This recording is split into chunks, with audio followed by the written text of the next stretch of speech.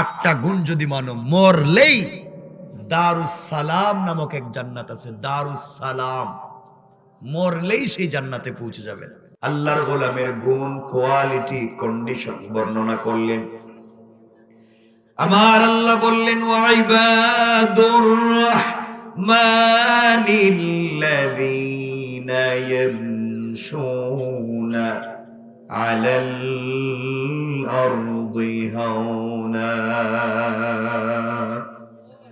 আল্লাহ রাব্বুল ইজ্জত ওয়াল জালাল বললেন, মুসলমানেরা, এই দুনিয়ার জমিনে যারা আমি আল্লাহর গোলাম দাবি করবে, আশিক রাসূল দাবি করবে, নিজেকে আমি আল্লাহর গোলাম মনে করবে, আমি আল্লাহর গোলামের 1 নাম্বার গুণ হলো, আমার গোলাম যারা দুনিয়ার জমিনে মনে করবে, আমার গোলামের 1 নাম্বার গুণ হলো, আমার গোলাম দুনিয়ার জমিনে কোনোদিন অহংকার করতে পারে না। কি করতে পারে না?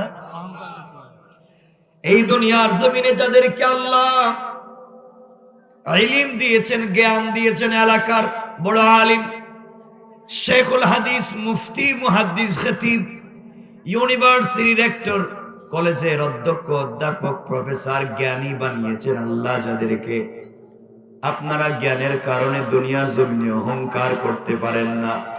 মুআল্লিমুল মালায়েকা, ফেরেশতাদের শিক্ষকের মতো মহাজ্ঞানীকে অহংকার করবার অপরাধে আমার আল্লাহ রাজিম শয়তান বানিয়ে দিয়েছে। আপনিও যদি আপনার জ্ঞানের কারণে দুনিয়ার জমিনে অহংকার করেন, আমার আল্লাহ আপনাকেও শয়তান বানাইয়া দিতে আমার আল্লাহর 1 মিনিটও দেরি হবে না। কোন ঠিক কিনা?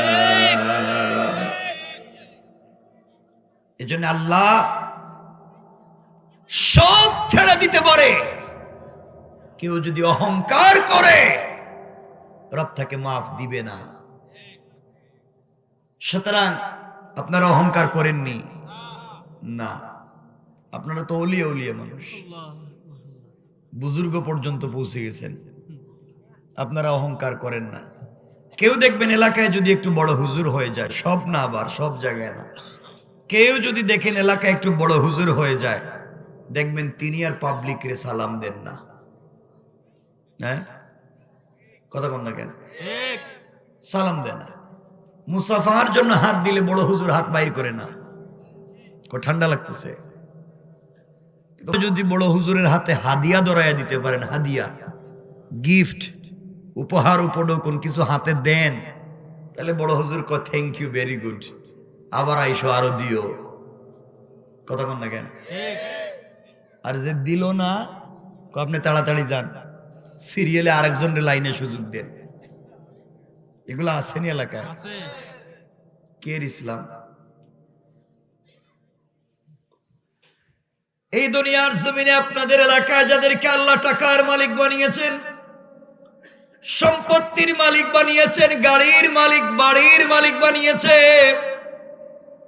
মিল, ফ্যাক্টরি, কল কারখানার মালিক বানিয়েছেন, আপনি আপনার সম্পত্তির কারণে দুনিয়ার জমিনে অহংকার করতে পারেন না।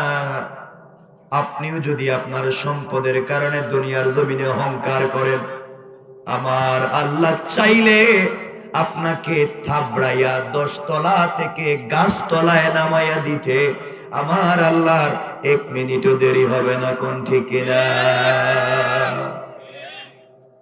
এই জন্য আল্লাহ যাদেরকে টাকার মালিক বানিয়েছেন, অহংকার করবেন না। দুনিয়ার জমিনে টাকার কারণে ভাব ধরবেন না। আল্লাহ আপনাকে টাকার মালিক বানিয়েছে, আপনি ঢাকা শহরে থাকেন অথবা ফরিদপুর শহরে থাকেন, কোটি টাকা দামের গাড়ি আপনি দৌড়ান, আপনি আপনার গ্রামের বাড়িতে আসার সময় গাড়িতে বসে আছেন, কোটি টাকা দামের গাড়িতে বসে আছেন। এমন সময় ভিক্ষুক ভিক্ষার ভাঙ্গা থালা নিয়ে বলছে, স্যার আপনি আমাকে 5টা টাকা দিয়ে যান, আমি গরিব মানুষ, আমার প্যারালাইসিস, আমার সন্তান অসুস্থ, আমার মা বাবার মুখে খাবার দিতে পারি না, 5টা টাকা দিয়ে যান। আপনি কোটিপতি, আপনার টাকা আছে, গাড়ির গ্লাস খুলে ফকিরকে 5 টাকা দিতে পারলেন না। আপনি গাড়ির গ্লাস খুললেন না, ময়লা ঢুকে যাবে। আপনি ভিক্ষুকের হাতে 5 টাকা দিতে পারলেন না, আপনার সোসাইটিতে ধরবে, আপনার ইজ্জতে লাগবে। অথচ আপনি যখন বন্ধু বান্ধবদেরকে নিয়ে কোন রেস্টুরেন্টে, চাইনিজে, কেএফসিতে বসে নাস্তা করবার জন্য 2-2.5 হাজার টাকা বিল তুলেন, খাবার অর্ধেক খেয়ে অর্ধেক ফালাইয়া দেন। অথচ আপনি যখন কোন রিক্সায় উঠেন অথবা ভ্যান গাড়িতে উঠেন, রিক্সাওয়ালা যদি আপনার কাছে 2 টাকা বেশি চায়, আপনি সুযোগ মতো তাকে গালিও দেন, মারেনও। কথা বলেন না কেন? আপনার এক এক জায়গায় এক এক চরিত্র। আজ আল্লাহ আপনাকে টাকার মালিক বানিয়েছে, গরিবের হাতে 5 টাকা তুলে দিতে পারলেন না। আমার আল্লাহ চাইলে ফকিরের হাত থেকে, ভিক্ষুকের হাত থেকে ভিক্ষার ভাঙ্গা তালা ফেলে দিয়া তাকে সুন্দর জামা কাপড় পরাইয়া, কোটি টাকা দামের প্রাইভেটে বসাইয়া, তোমার মতো টাকাওয়ালাকে গাড়ি থেকে বের করে ছেঁড়া কাপড় পরাইয়া ভিক্ষুকের মতো রাস্তায় দাঁড় করাইয়া দিতে আমার আল্লাহর 1 মিনিটও দেরি হবে না। কোন ঠিক না? এই জন্য আল্লাহর ওয়াস্তে আপনাদেরকে বলছি, অহংকার করবেন না, ভাব ধরবেন না, ক্ষমতার বড়াই দেখাবেন না। দুনিয়ার জমিনে যুগে যুগে যারা ক্ষমতার বড়াই দেখিয়েছে, অহংকার করেছে, আমার আল্লাহ রব্বুল ইজ্জত ওয়াল জালাল তাদেরকে নমরুদ, ফেরাউনের মতো দুনিয়ার জমিন থেকে বিদায় করেছে। কোন ঠিক কিনা? এজন্য আল্লাহর গোলামের 1 নাম্বার গুণ, অহংকার করা যাবে না। কথা বলেন না কেন? আমার কথা কি আপনারা বুঝেন? আমি মানে জবরদস্তি করে কথাগুলা বলতেছি, মুড মাইন্ড কোনটাই যে বসে বসে কথা বলবো এটা নাই আমার, শুধু আপনাদের এই অবস্থার কারণে বলতেছি। তো বুঝতেছেন আমার কথা? 1 নাম্বার কি করা লাগবে? সবাই বলেন না। আর যাদের ঠোঁট নড়ে না, এটা কি হইছে? সবাই বলেন অহংকার করা যাবে না। বলেন অহংকার করা যাবে না। আপনার ঘর 2 তলা, পাশের ঘর মাটির, ভাব ধরেন। আপনি খবর নেন, আপনার গ্রামে আজ থেকে 50 বছর আগে অনেকের ঘরের লাখ লাখ টাকা ছিল, অনেকের সম্পদ ছিল, আর তার বাচ্চারা মানুষের বাড়িতে কাজ করে করে খায়। আছে না এলাকায়?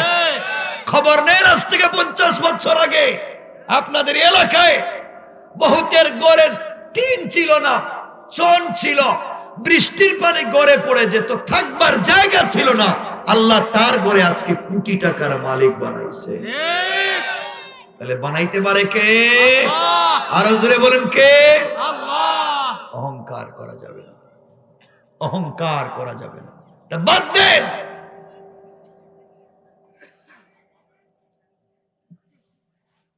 বাদ দেন, সব নাফরমানি বাদ দেন। জান্নাতে যেতে হলে জান্নাতের কাজ করেন।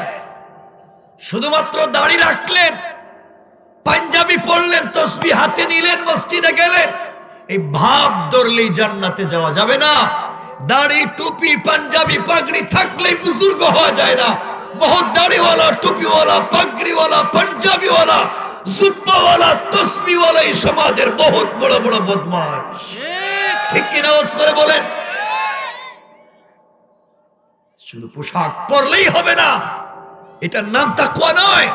এই পোশাকে যে আমি পরছি, এটার নাম তাকওয়ার বুজুর্গামি নয়, এটা হচ্ছে লিবাসুত তাকওয়া, এটা হচ্ছে তাকওয়ার পোশাক। এটা তাকওয়া নয়, তাকওয়া হচ্ছে দিলের ব্যাপার। আত-তাকওয়া হাহুনা, আত-তাকওয়া হাহুনা। তাকওয়া হচ্ছে দিলের ব্যাপার। এই জন্য নিজের দিল রে আগে ঠিক করেন, আপনি আসলেই ভালো মানুষ না পোশাকে ভালো মানুষ। কথা বলেন না কেন?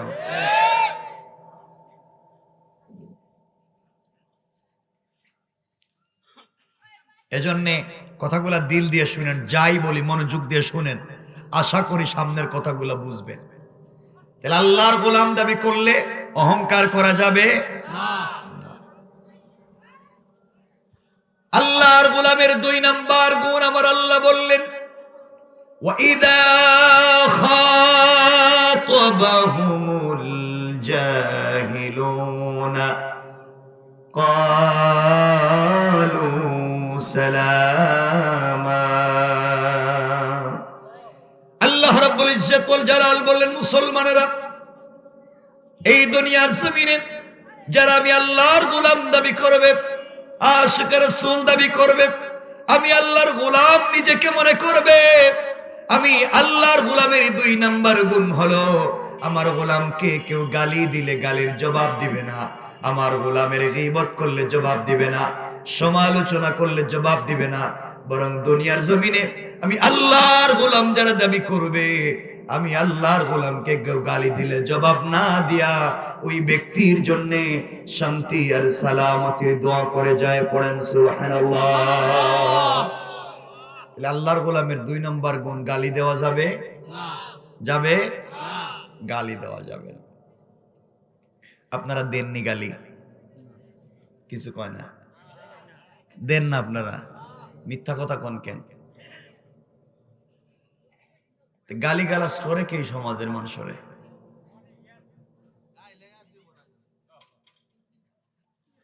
গালি দেওয়া হারাম কাজ। গালি দেওয়া হারাম। বলেন, গালি দেওয়া কি কাজ? হারাম, হারাম কাজ। রাসূল বলেছেন, আল্লাহ বলেছেন, কেউ যদি গালি দেয়, বিনিময়ে গালি না দিয়া ওই ব্যক্তির জন্য শান্তি আর সালামতের দোয়া করতে হবে। অর্থাৎ কেউ গালি দিলে গালি না দিয়া তার জন্য দোয়া করা লাগবে। তার জন্য কি করা লাগবে? তাহলে সমাজ সুন্দর হয়ে যাবে। আপনাকে গালি দিয়েছে, আপনি গালি দিবেন না, আপনি তাকে দোয়া করেন, আপনি তারে সালাম দেন। কি দেন?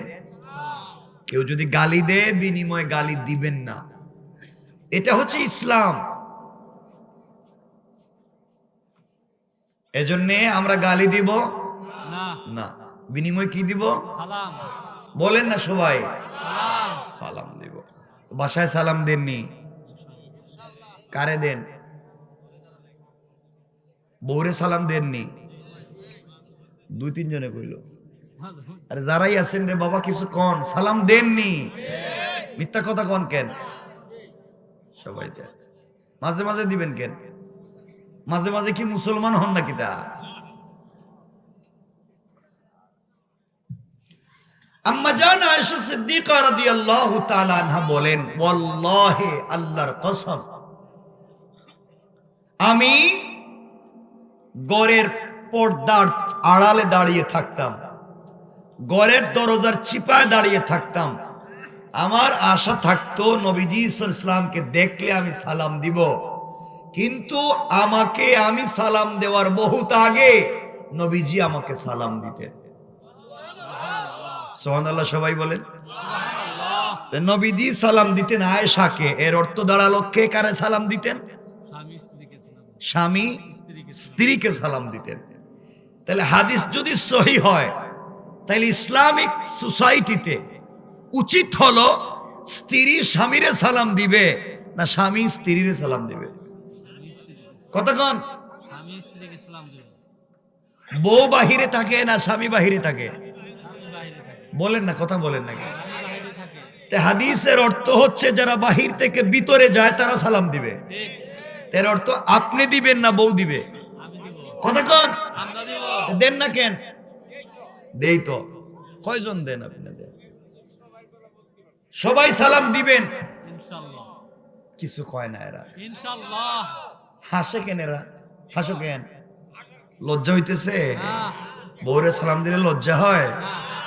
নবীজি সাল্লাল্লাহু আলাইহি ওয়াসাল্লাম বলেছেন, কেউ যদি ঘরের ভিতরে সালাম শুরু করে স্বামী থেকে, উপর থেকে নিচের দিকে সালাম শুরু করে, রব বলেছেন আমার হাত দিয়া 91টা বরকতের দরওয়াজা খুলে দিয়ে। সুবহানাল্লাহ। সালাম দিবেন আজকে থেকে ইনশাআল্লাহ। আজকে বাসায় গিয়েই বউরে সালাম দিবেন ইনশাআল্লাহ। একদিন না প্রতিদিন? প্রতিদিন সালাম দিবেন, সব সময় সালাম দিবেন। সালামের আশা করবেন না। আপনারা তো বউরে সালাম দেন না, আপনারা তো মারেন, পিটান। হ্যাঁ, বউরে দিয়ে কাজ করান, সবাই কাজ করায় বউরে দিয়ে, বাড়ির কাজ, বাহিরের কাজ, হাবিজাবি যা আছে সব করায়। মানে বিয়ে করে একটা কামলা আনছে নাকি?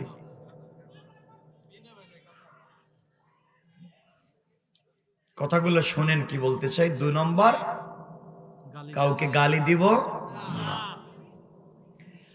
আল্লাহর গোলামের 3 নম্বর গুণ আমার আল্লাহ বললেন, ওয়াল্লাযীনা ইয়াবীতুনা লিরাব্বিহিম সুজদান ওয়া কিয়ামা।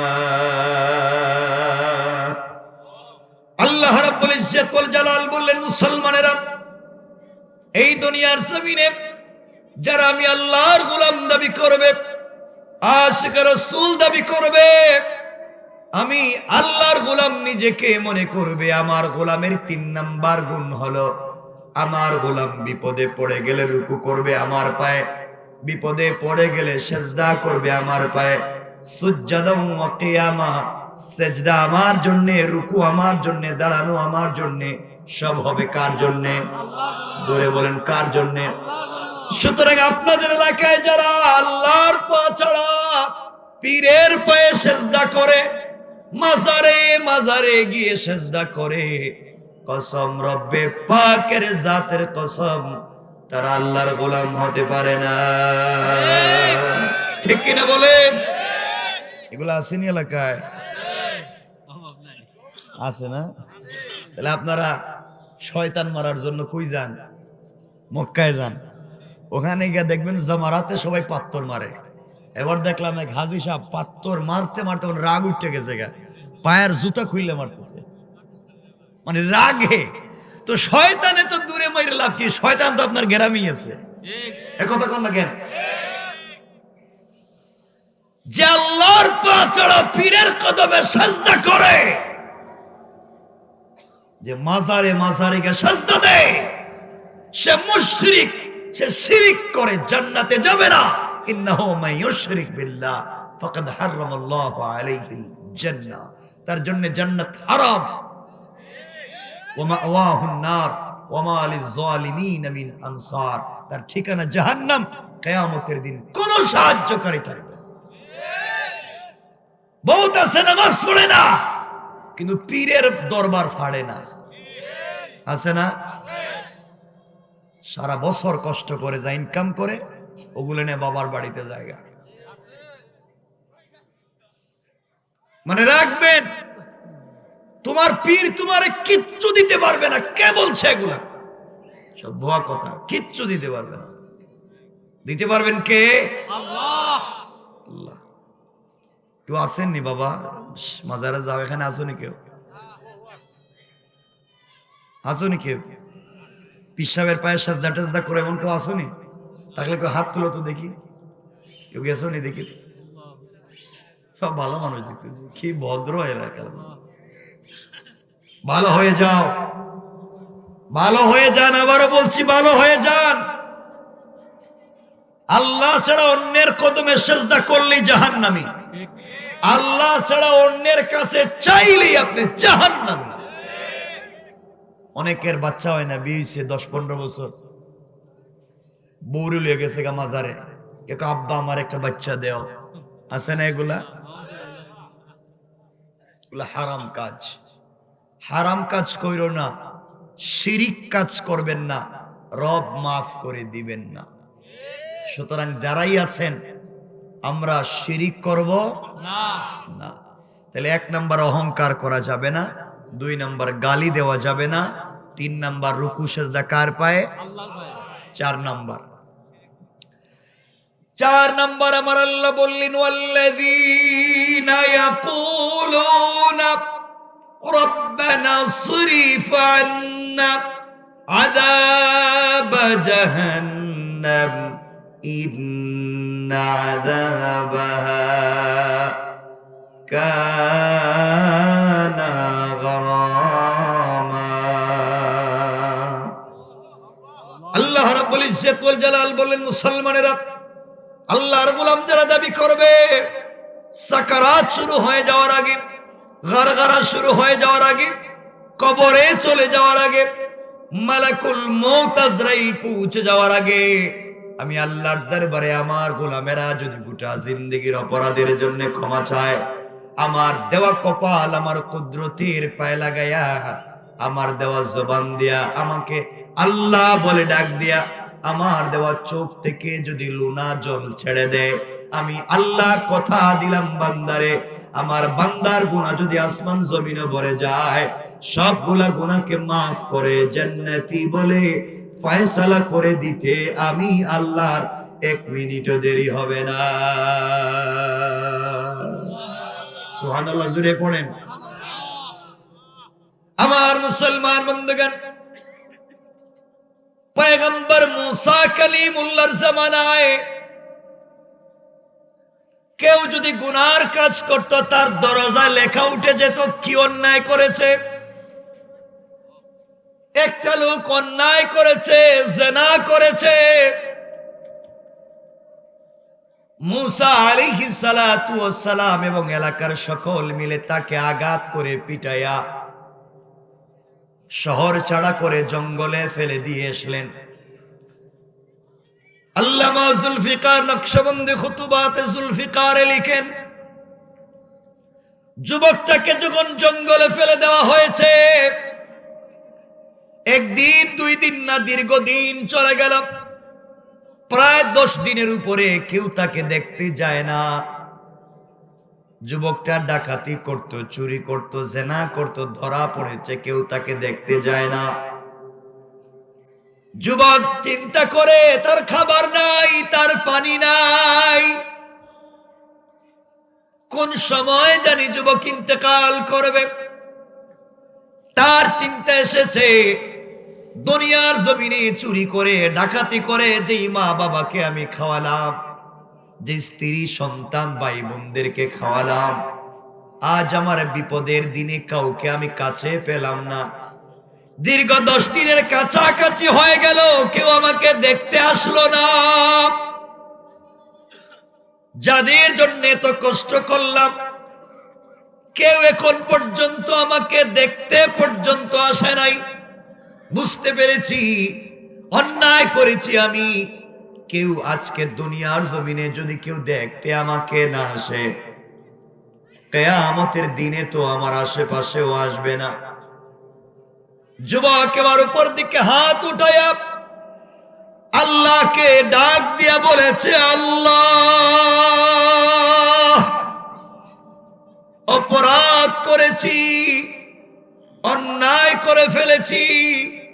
আয় আল্লাহ তাআলা, বুঝতে পেরেছি যাদেরকে ভাই ভাই বলেছিলাম তারা আসলে ভাই না, যাদেরকে সন্তান বলে বলে জীবন নষ্ট করে খাইয়ে দিলাম, আজ বিপদের দিনে তারাও আমাকে চিনল না।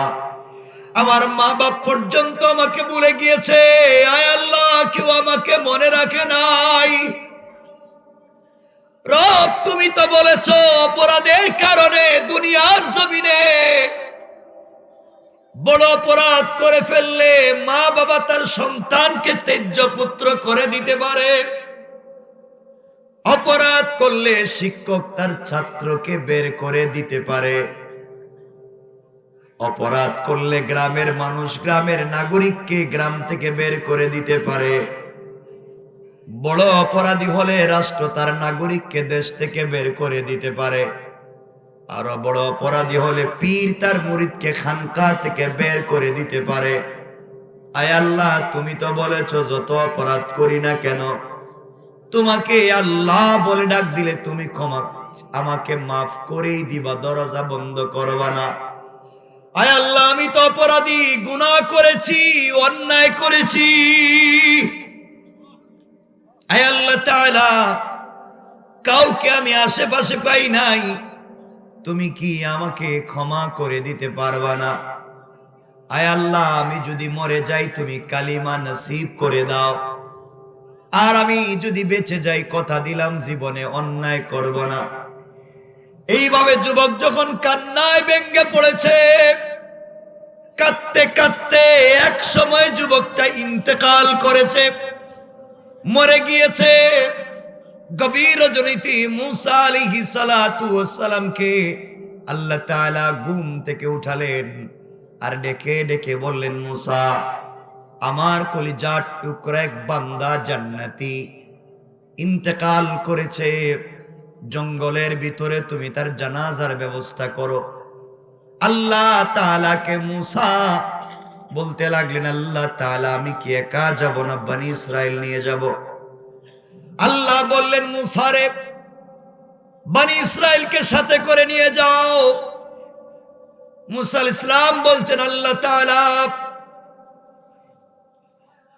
বনি ইসরাইল তো যাবে না, তারা নগদে বিশ্বাস করে, বাকিতে বিশ্বাস করে না। আয় আল্লাহ তাআলা, আপনি বলেন না জানাজার শরীক হলে কি দিবেন? আল্লাহ রাব্বুল ইজ্জত ওয়াল জালাল জানায়া দিলেন, মুসা, আমার এই জান্নাতি বান্দার জানাজায় যারা শরীক হবে,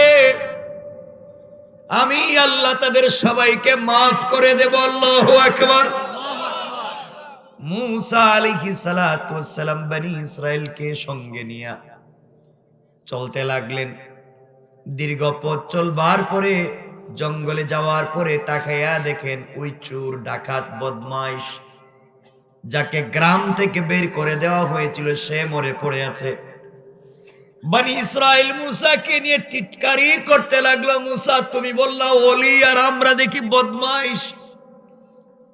মুসা আলাইহিস সালাম আল্লাহকে ডাক দিয়া বলছেন, আল্লাহ তাআলা, আমাকে অপমান করতে করতে শেষ পর্যন্ত উম্মতের সামনে অপমান করে দিলেন। আয় আল্লাহ, এই যুবকটাকে তো অপরাধের কারণে আমরাই পিটাইয়া গ্রাম থেকে বের করে দিয়েছি। আল্লাহ বললেন, মুসা, তোমাদের কথা সত্য, যুবকটা খারাপ এটা সত্য, কিন্তু যুবক আমার ওলি, তাও সত্য। আয় আল্লাহ, কেমনে? আল্লাহ বললেন, মুসা, যুবকটাকে যখন তোমরা জঙ্গলে ফেলে দিয়েছিলে, কেউ তোমরা কাছে যাও নাই, তার মা বাপ যায় নাই, আত্মীয় স্বজন কেউ দেখতে যায় নাই। ওই সময় বান্দা যখন উপর দিকে হাত উঠে আমাকে আল্লাহ বলে ডাক দিছে, আমি তো রব আমার বান্দাকে ভুলে যেতে পারি না। দুনিয়ার সবাই তাকে ভুলে যেতে পারে, আমি আল্লাহ তাকে ভুলে যেতে পারি না। যখন আমার বান্দা কাউকে কাছে না পেয়ে আমাকে ডাক দিয়ে তওবা করেছে, আমি আল্লাহ তার তওবাকে কবুল করে তার জিন্দেগির গুনাহগুলোকে মাফ করে জান্নাতি বলে ফয়সালা করে দিতে আমি আল্লাহ এক মিনিটও দেরি করি না। সুবহানাল্লাহ, জোরে পড়েন।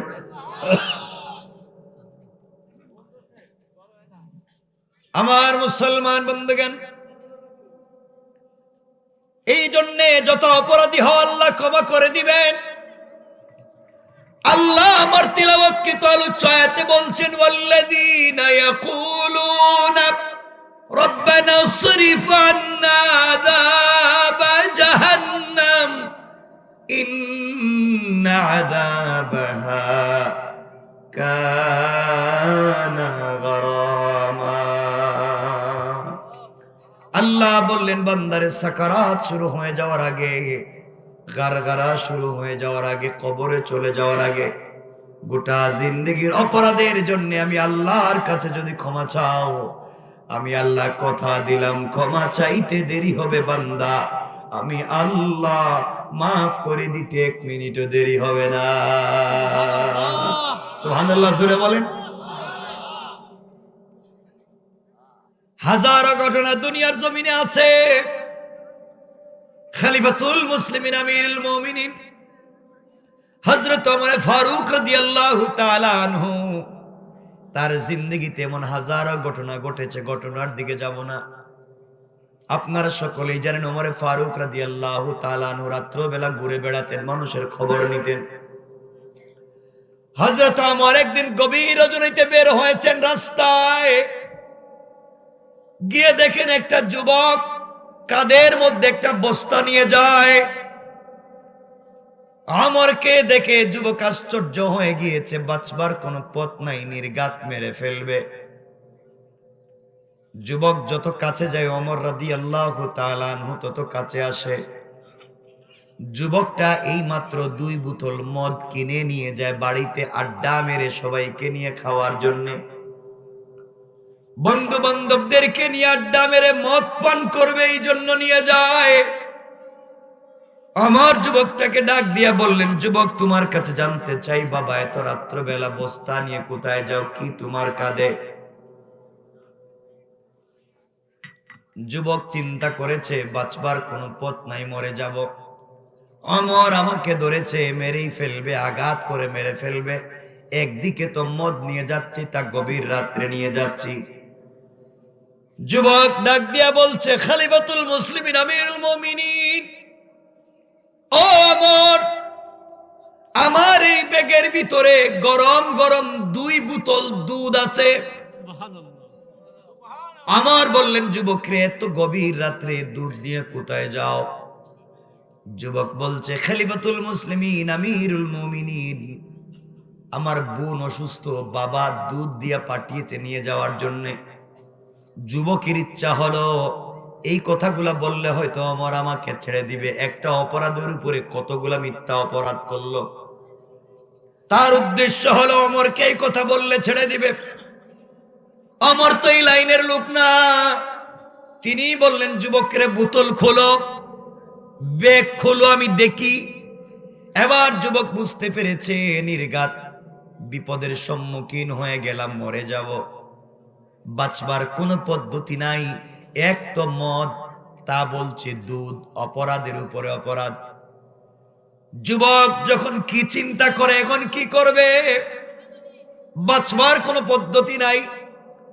এমন সময়ে মনে মনে চোখের পানি ছেড়ে আল্লাহকে ডাক দিয়ে বলেছে, আল্লাহ তাআলা, আমি তো গুনাহগার, তোমার নাম তো আজিজুল গফফার। আয় আল্লাহ, তুমি তো মাবুদে মেহেরবান। অপরাধ করেছি আমি, অন্যায় করেছি আমি।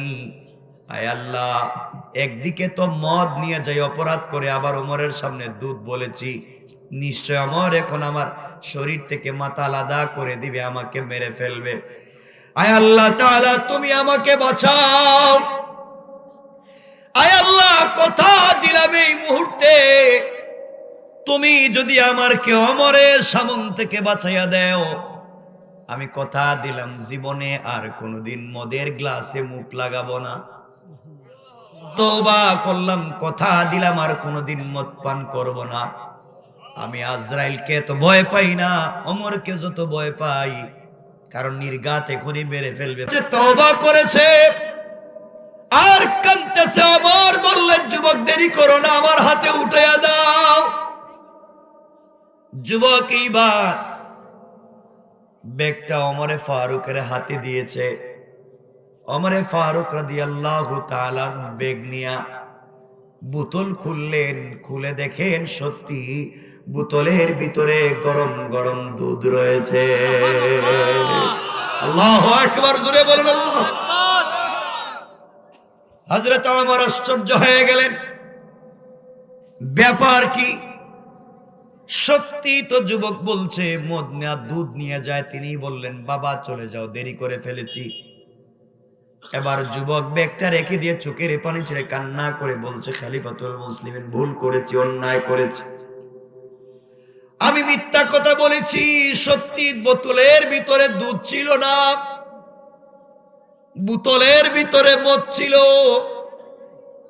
আপনার হাত থেকে বাঁচবার জন্য আল্লাহর কাছে তওবা করে বলেছি, আল্লাহ জীবনে মদ পান করব না, বাঁচাইয়া দাও। আমার আল্লাহর কাছে তওবা করেছি, আর জীবনে কোনোদিন মদের বোতলে মুখ লাগাবো না। আমার আল্লাহ আমার দোয়াকে কবুল করে মদকে মুহূর্তের ভিতরে দুধ বানাইয়া দিয়েছেন। কোন সুবহানাল্লাহ, আল্লাহু আকবার, জোরে বলেন আল্লাহু আকবার। আল্লাহ পারবেন নি? পারবেন। কথা বলেন, পারবেন? পারবেন। আপনাদের কষ্ট হচ্ছে? আমরা বেশি লম্বা করব না। কষ্ট হচ্ছে আপনাদের? একটু হাত দেখান তো দেখি কারা কারা কষ্ট পাইছেন। আরে বাবা, আমি বলছি কারা কারা কষ্ট পাইছে। কথা শেষ হওয়ার আগেই তো হাত উড়িয়ে দিলেন। শুনবেন তো আমি কি কই। কষ্ট পাইছেন? অসুবিধা হচ্ছে? একজনের অসুবিধা হচ্ছে না? আমি আর লম্বা করবো না বেশি।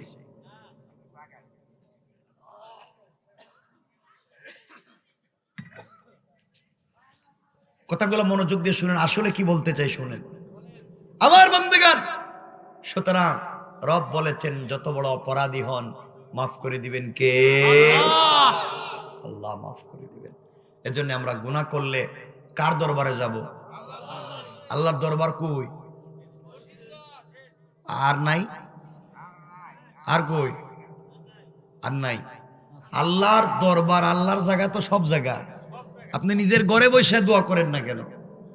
আপনি নিজের ঘরে বসে ইবাদত করেন না কেন? দুনিয়ার জমিনে আল্লাহকে ডাকেন। আল্লাহ বলছেন বান্দা তুই আমার কাছে চাইবে যা, তার চাইতে 1000 গুণ বেশি আমি দিয়ে দিব। সুবহানাল্লাহ। আমি শেষ করতেছি যে কথাগুলা বলে আপনাদেরকে 2 রাকাত নামাজের কথা বলি শেষ করে দিচ্ছি। 2 রাকাত নামাজ পড়বেন, সালাম ফিরাবার আগে সেজদায় গিয়া, রুকুতে গিয়া, সেজদা রুকুর মধ্যখানে দোয়া করবেন। নিজের বাসায় নিজে যেভাবে পারেন আপনি দোয়া করবেন। নামাজ শেষ হওয়ার আগে আপনার সব দোয়া আল্লাহ কবুল করবেন। সুবহানাল্লাহ। বিশ্বাস হইল না? না একটু বিশ্বাস হয় নাই? আপনাদের টাকা পয়সার দরকার আছে? না কয় আমারে কয়া লাভ কি না, ভিতরে ভিতরে তো সবারই দরকার আছে। টাকা পয়সা লাগবে না? ইজ্জত সম্মান লাগবে না?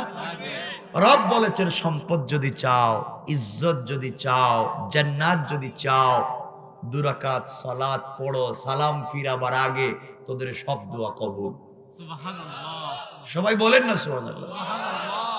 পড়বেন তো 2 রাকাত নামাজ ইনশাআল্লাহ। এই 2 রাকাত নামাজ হচ্ছে সালাতুল হাজত। সালাতুল হাজত, যা চাইবেন তাই পাইবেন। নিয়ম মেনে যদি পড়েন সালাম ফিরাবার আগে কবুল। আমি কি বলবো? বুঝাই দিব? 11টা হয়ে গেছে দেখতেছি, আর আপনাদের অসুবিধা হইতেছে মনে হয়।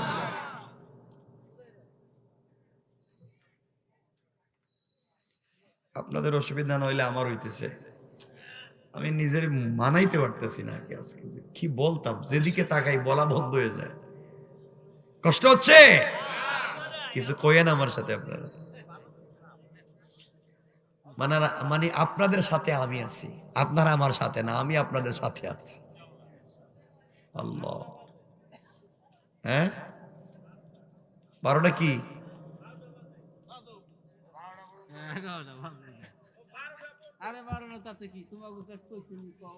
কথা শুনেন। আচ্ছা আমার কথা শুনেন না, কি বলতে চাই। সুতরাং আল্লাহর গোলামের 1 নাম্বার গুণ অহংকার করা যাবে? বলেন যাবে? 2 নাম্বার গালি দেওয়া যাবে? 3 নাম্বার রুকু সিজদা কার পায়ে? বলেন কার পায়ে? 4 নাম্বার তওবা করব কার কাছে? এই 4টা কথা কোরআনে কারীম 19 নাম্বার পারা 25 নাম্বার সূরা আল ফুরকান আয়াত নম্বর 63, 64, 65 মনে থাকবে তো? 4টা হচ্ছে কোরআনের কথা। এগুলো হাদিস থেকে বলে দিয়ে আরো 4টা কথা। নবীজি বলেছেন তোমরা যদি হাদিসের 4 গুণ মানো আর কোরআনের 4 গুণ, 4 4 কত? 8। সবাই বলেন 8টা গুণ যদি মানো, মরলেই দারুস সালাম নামক এক জান্নাত আছে, দারুস সালাম, মরলেই সেই জান্নাতে পৌঁছে যাবেন। সুবহানাল্লাহ। দারুস সালাম নামক জান্নাত চিনেননি আপনারা? শুনছেননি? দারুস সালাম নামক জান্নাতটা কি জানেননি আপনারা? দারুস সালাম তো ওই জান্নাতের নাম যেই জান্নাতে বান্দা থাকবে বসা, হীরা জবরজত ইয়াকুত মণি মুক্তা পাথর দিয়ে তৈরি করা একটা চেয়ার জমিন থেকে আসমান পর্যন্ত উঁচা। এই চেয়ারে বসে থাকবে জান্নাতি বান্দা, আর আল্লাহ নিজে দাঁড়াইয়া দাঁড়াইয়া তার বান্দাদেরকে সালাম দিবেন। সালাম। জোরে বলেন না সুবহানাল্লাহ। তার নাম দারুস সালাম। এই জান্নাতে যাওয়া লাগবে। এই জান্নাতে যেতে হলে গুণ লাগবে কয়টা? 8টা। কোরআনের 4টা, হাদিসের 4টা। আপনারা এখানে কেউ আছেন না এমন দুশ্মন নাই? না কারো দুশ্মন নাই? এমন কোন দুনিয়া পাবলিক আছে যার দুশ্মন নাই? মনে রাখবেন যে 2 রাকাত সালাতুল হাজত যদি পড়েন কোনো দুশ্মন থাকবে না। 1 কোটি অ্যাটম বোম, 1 কোটি তরবারি নিয়ে যদি আপনার সামনে কেউ দাঁড়ায়, আপনি কোরআন থেকে তিলাওয়াত করেন, রব বলেছেন 1 কোটি লোক তার সামনে দাঁড়াবে কিন্তু আমার বান্দাকে দেখবে না। সুবহানাল্লাহ বললেন না কেন?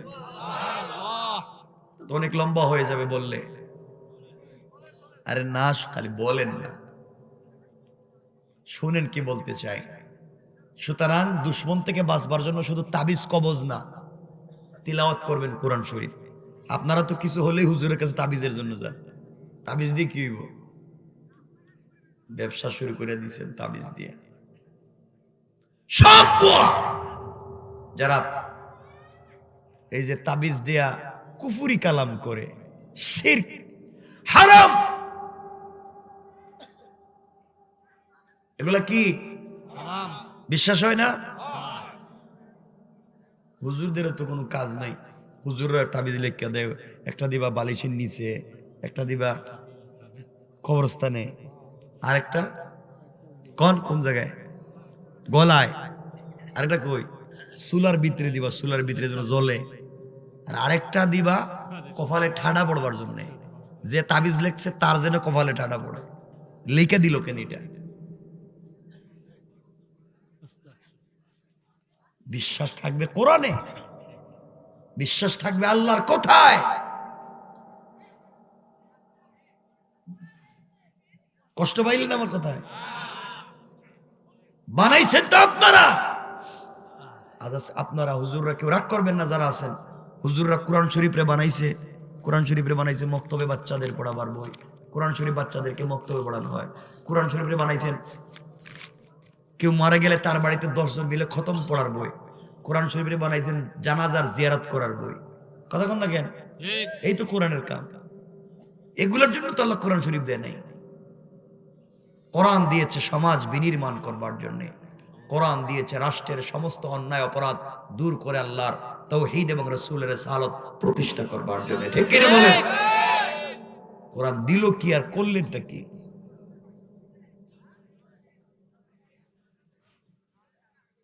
এজন্য মনে রাখবেন এই জমিন হচ্ছে আল্লাহর। এই জমিনে হুকুম চলবে আল্লাহ, কোন দুনিয়ার কোন মানুষের হুকুম এই জমিনে চলবে না।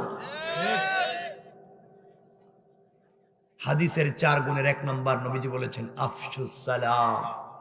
1 নম্বর তোমরা যারে পাও তারে সালাম দাও। কি দাও? সালাম দাও। এজন্য আজকে থেকে বাসায় গেলে বউরেও সালাম দিবেন। আজকে দরজায় গিয়ে দাঁড়ায় বলবেন বউ আসসালামু আলাইকুম ওয়া রাহমাতুল্লাহ। বউ কই বৌমা হেরে আজকে কোন ভূতে ধরলো, জীবনে সালাম দেয়নি, আজকে দেখি নতুন সালাম শুরু করলো 70 বছর পরে। আপনি বলবেন ভূতে ধরে নাই, ওয়াজ কাজে লাগছে, ওয়াজ। ইনশাআল্লাহ সালাম দিবেন তো আজকে। মুরব্বী যারা আছেন হেরা কি আমার চেহারার দিকে তাকাই আছে, দিবেন আজকে গিয়া সালাম। তাইলে বোঝা গেল ওয়াজ কাজে লাগছে। নবীজি বলছেন আফশুস সালাম। 2 নম্বর কথাগুলো বুঝবেন, তাইলে শেষ কথা বুঝবেন। 2 নম্বরে বলেছেন ওয়া আতঈমুত তুআম। যার ঘরে খাবার নাই তার ঘরে খাবার দাও। আপনার ঘরে 10টা আইটেমের খাবার আছে, প্রতিবেশীর ঘরে এক বেলার খাবার নাই, আপনি যত তাহাজ্জুদওয়ালা হন জান্নাতে যাইতে পারবেন না। প্রতিবেশীর হক দেন। এই জন্য নবীজি বলতেন যে যখন তোমরা তরকারি রান্না করবা একটু ঝুল একটু বেশি দিও, যেন আমি পাশের ঘরের মানুষকে হলেও সহযোগিতা করতে পারি। আর আপনি কুরমা পোলাও বিরিয়ানি নিজে একা একা খান, আপনার 10টা আইটেম 15টা আইটেমের খাবার, আর পাশের ঘরের লোক মাসে একদিন এক বেলা ঠিক মতো খাইতে পারে না। আপনি খবর নিলেন না, আপনি যত বড় পীর বুজুর্গ হন জান্নাতে যাইতে পারবেন না। কথা ঠিক আছে তো? প্রতিবেশীর খবর নিবেন তো? আপনার বাচ্চার হাতে একটা আপেল দিয়া রাস্তা বাইর করে দিলেন, অথচ প্রতিবেশীর বাচ্চারা বছরে একদিন একটা আপেল হাতে পায় না। আপনি হারাম কাজ করেছেন। আপনাকে বাচ্চাকে দিতেই হয়, ঘরের ভিতরে রাখবেন। আর যদি দিয়ে বাহিরে দিতেই হয় অন্যের বাচ্চাকেও দিবেন। কথা ঠিক তো? হক নষ্ট করবেন না, প্রতিবেশীর হক দিবেন। প্রতিবেশী হিন্দু নি, বৌদ্ধ নি, ইহুদি নি, খ্রিস্টান নি জানবার দরকার নাই, প্রতিবেশী মানুষ নি এটা দেখবেন। প্রতিবেশীটা মানুষ কি না, যদি মানুষ হয় তার হক দিবেন। ঠিক আছে তো ইনশাআল্লাহ? ইনশাআল্লাহ। আপনার ঘরে মাছ রান্না করেছেন বা খাসি রান্না করেছেন, আপনার পাশের ঘর হিন্দু, ও সারা বছরে একদিন বেচারায় এটা ভালো মাছ খাইতে পারে না, এটা গুস্ত খাইতে পারে না, আপনি তার ঘরে দিয়ে দেন, রব খুশি হয়ে যাবেন। সুবহানাল্লাহ। খেদমতে খালক। আমার নবীজি কেমন ছিলেন, এজন্য আত্মীয় স্বজনদেরকেও, দূরে আত্মীয় স্বজন হলেও তাদের হক দিবেন। নবীজি বলেছেন 3 নম্বর ওয়াসিলুল আরহাম, আত্মীয়তার বন্ধন ঠিক রাখো। কি এর বন্ধন? আত্মীয়তার বন্ধন। আত্মীয়তার বন্ধন তো আজকালকে নাই। ছেলেরা বিয়ের আগে মা বাবার কথা শুনে, বিদেশে তাকে, ঢাকা শহরে তাকে ইনকাম করে মা বাপকে টাকা দেয়, আর বিয়ার পরে তার লাইফে তার বউ, তার শালি, তার শালা, তার শ্বশুর শাশুড়ি ছাড়া তার চৌকি আর কিচ্ছু দেখে না। ঠিক। কথা কথা কেন ঠিক কিনা বলেন? ওগুলো আসেনি এলাকায়? মারে দেখতে পারে না, মারে কই বুড়া, মারে দেখতে পারে না, বাবাকে 10টা টাকা দেয় না, অথচ শ্বশুর বাড়ি গিয়ে শাশুড়ি রে কয় আম্মা আপনি আঙ্গুর খাইবেন না আপেল খাইবেন। ঠিক। একথা কন না কেন?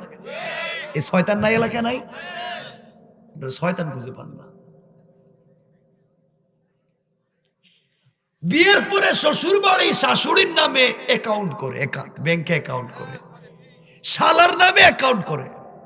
নিজের ভাই যদি টেলিফোন দিয়ে বলে ভাই আমি এসএসসি পরীক্ষায় গোল্ডেন জিপিএ 5 পাইছি, আমারে তুমি একটা দামি মোবাইলের দরকার নাই, এটা 2000 টাকা দিয়ে একটা মোবাইল দিলে আমি খুশি হব। কদর সারা বছর তোদেরকে খাওয়াইতে খাওয়াইতে জিন্দগি শেষ, কলিজা নষ্ট করলাম, আর না। আর শালি যদি ফোন দিয়ে দুলা ভাই হ্যাঁ আমি তো গোল্ডেন জিপিএ 5 পেয়েছি, থ্যাংক ইউ, তোমার জন্য আইফোন দিতেছি। ঠিক। একথা কন না কেন? এগুলো নাই এলাকায়? কত বড় জালেম! আল্লাহ। মার খবর নেয় না, বাবার খবর নেয় না,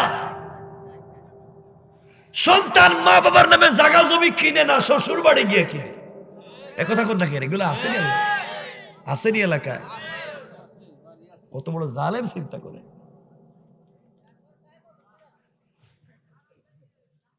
কিছুদিন হয়ে গেলে বউ টেলিফোন দিয়ে বলছে আমি তোমার ঘরে থাকবো না, চলে গেলাম, মা তোমার মা আমারে ডিস্টার্ব করে না, দরকার হলে মা বাপ বাদ দিতে পারবো, তোমারে বাদ দিতে পারতাম না। কিছুদিন পরে বউরুনি আলাদা থাকে, মা বাপকে দেখতে পারে না, খাবার দেয় না। শয়তান!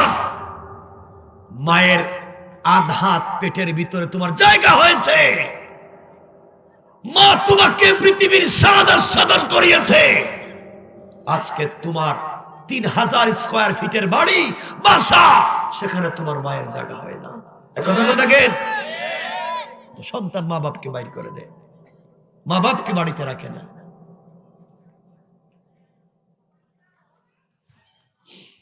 এজন্য আল্লাহর ওয়াস্তে সন্তান যারা আছো মা বাবার হক দাও। রব বলেছেন আমার হকের পরে ওয়াবিল ওয়ালিদাইনি ইহসানা, মা বাবার হক দাও, মা বাবার হক দাও। এজন্য আল্লাহর ওয়াস্তে মা বাবার দিকে খেয়াল রাখবেন তো ইনশাআল্লাহ? মা বাবার দিকে খেয়াল রাখবেন। বাপ বুড়া হয়ে গেছে, বাপকে কিছু বলতে পারো না, মা বুড়া হয়ে গেছেন, খবর নেও না। তুমি তোমার বাচ্চাকে যে ভালোবাসো, তোমার মনে পড়ে না তুমি ছোট থাকতে তোমার মা বাপ তোমাকে সেম ভালোবেসেছে? তোমার মনে পড়ে না কত রাত তোমার মা তোমার জ্বর ছিল, সারা রাত তোমার বিছানার পাশে বসে কান্না করে রাত কাটিয়ে দিয়েছে? আজ তুমি মাকে চিনো না, তোমার মা মানুষের বাড়িতে কাজ করে করে নিজে না খাইয়া বাতাই না তোমারে খাওয়াইয়া বড় করছে। কথা কোন না জ্ঞান? তুমি জানো না তোমার বাবা জমিনে কাজ করেছে, বৃষ্টিতে জমিনে ভিজেছে, রোদে শুকিয়েছে, এরপরে আসে নাই বাচ্চার স্কুলের বেতন দেওয়া লাগবে। আর বড় হইয়া এমনি বাপরে ছিল না, মারে ছিল না, নিমক হারাম। আফসোস হয় মা বাপ কত কষ্ট করে সন্তানকে লালন পালন করে, বড় হইয়া বাপরে দেখতে পারে না, বাপরে দেখতে তো পারে না। এমন কি ঈদের দিন পর্যন্ত গ্রামে মা বাপ দেখতে আসে না, শ্বশুর বাড়ি যায়। কথা বলেন না কেন? আসে না? নাই? জালেম! কসম করে বলছি, তোমার বাপ যদি মুশরিক হয়, তোমার মা যদি কাফের হয়, এরপরও তার খিদমত করা ফরজ। ঠিক আর যে কোনো ধর্মের হোক তার হক তাকে বুঝিয়ে দিও, নচেত জান্নাতে যেতে পারবে না। কষ্ট পাইলেন?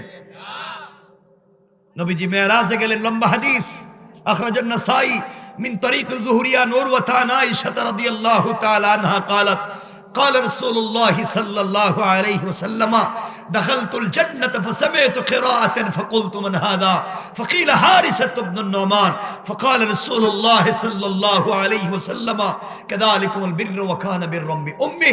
নবীজি মেরাজে গেলেন, লম্বা হাদিস, যাওয়ার পরে শুনেন জান্নাতের ভিতরে নবীজির আগে কে কোরআন শরীফ তিলাওয়াত করতেছে।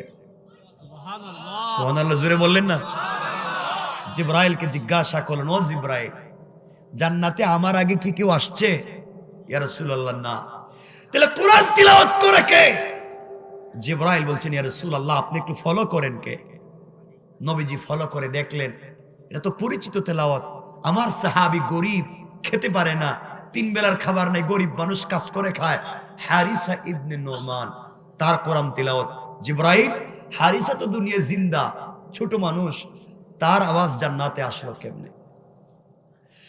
জিবরাইল জবাব দিলেন, ইয়া রাসূলুল্লাহ,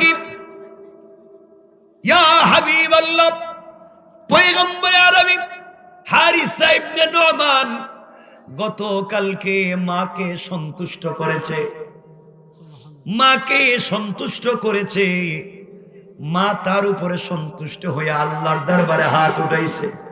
আল্লাহ তার মায়ের দোয়াকে কবুল করে নিয়া হারিসা দুনিয়ার জমিনে জিন্দা থাকা অবস্থায় আল্লাহ খুশি হয়ে তার কোরআনের তিলাওয়াতকে জান্নাতে রেকর্ড করে দিয়েছে।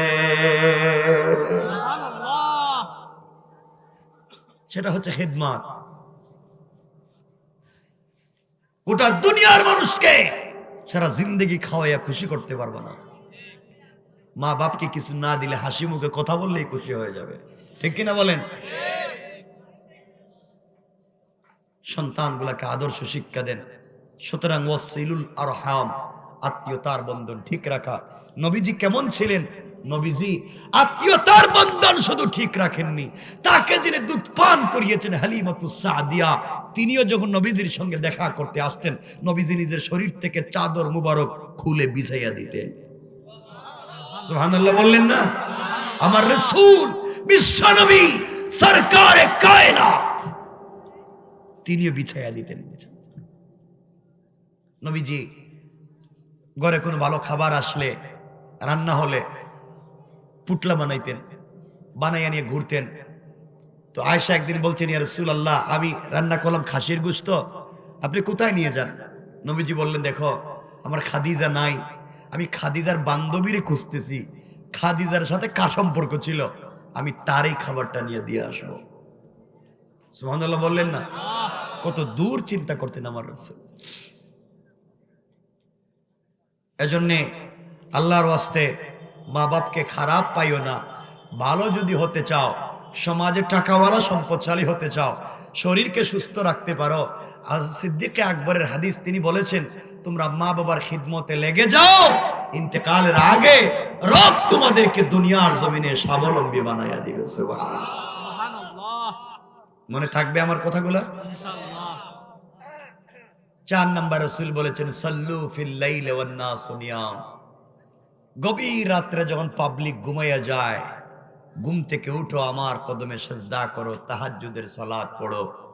এই 4 গুণ যদি হাদিসের অর্জন করতে পারে, নবীজি বলেছেন, ফাদাখালাল জান্নাতা বিসালাম, মরলেই দারুস সালাম নামক জান্নাতে পৌঁছে দিবেন কে? আর জোরে বলেন কে? আল্লাহ পৌঁছে দিবেন। ও জওয়ান যারা আছো শোনো ভাই, আল্লাহর ওয়াস্তে বলছি, পৃথিবীতে তুমি বিপদে পড়ছো, খুব মনোযোগ দিয়ে শোনো। তোমার ঝামেলা হয়েছে, দোয়ার জন্য হুজুরের কাছে যাও, 500 টাকা হাত দিয়ে করো, হুজুরকে গিফট করো, হুজুর আমার জন্য এটা দোয়া করেন। কিয়ামত পর্যন্ত হুজুর দোয়া করলে কবুল হবে না, আমি বলছি, আমি কিয়ামত পর্যন্ত কবুল হবে না যদি মা বাপ গড়ে থাকে। ঠিক। আমার কাছে দোয়া করতে আইছেন কেন?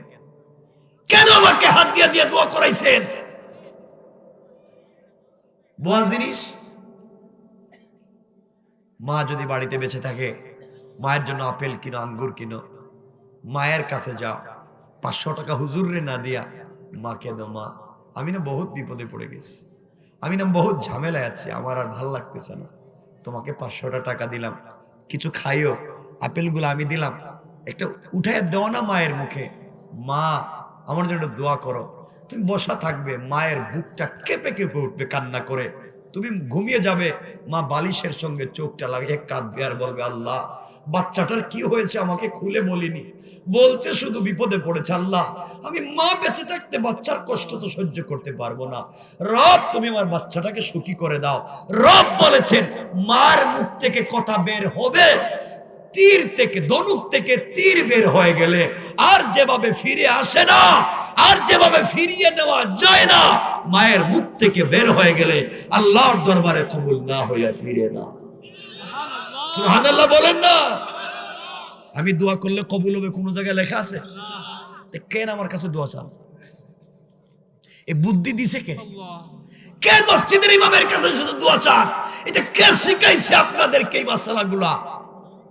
মা বাপকে গড়ে রাইকা পৃথিবীর সব থেকে বড় পীর তোমার মার বাবা, ওখানে দোয়া চাইবা, দোয়া চাও গিয়া বাজারে। এমনি তো মন খারাপ, এমনি আপনাদের অবস্থা, তাও কথাগুলো অল্প অল্প করে বলতেছি, রাগ করেন না আমার উপরে। আর যদি দোয়া চাইতে হয়, আপনাদের মাসুম বাচ্চা আছে না? কি তো কয় না, মাসুম বাচ্চা আছে না, নাবালিগ বাচ্চা আছে না, তারে দিয়ে দোয়া করাইবা। দোয়া যদি করাতে হয় নিজের মাসুম বাচ্চারে বলো, বাবা আমি তো বিপদে পড়ে গেছি, আমার জন্য দোয়া করো। ছোট্ট বাচ্চা 7-8 বছর বয়স, ওরা যদি বলেন বাবা আমি বিপদে পড়ে গেছি, দেখবেন ও কান্না করে দিচ্ছে, আব্বার কি হয়ে গেল, বাবা কেন বলছে আমি দোয়া করতে, ও কাঁদবে, ওর দিলের ভিতরে ঢুকেছে বাবা কেন বললো, তাকে তো দোয়া করাও। রাসূল বলেছেন বাচ্চারা যখন হাত উঠাইয়া দেয়, রবের লজ্জা হয় সে হাতকে ফিরাইয়া দিতে। সুবহানাল্লাহ বলেন না। দোয়ার জায়গা খুঁজে পাচ্ছেন না, সব তো আপনার ঘরে আছে, আপনি বাহিরে যান।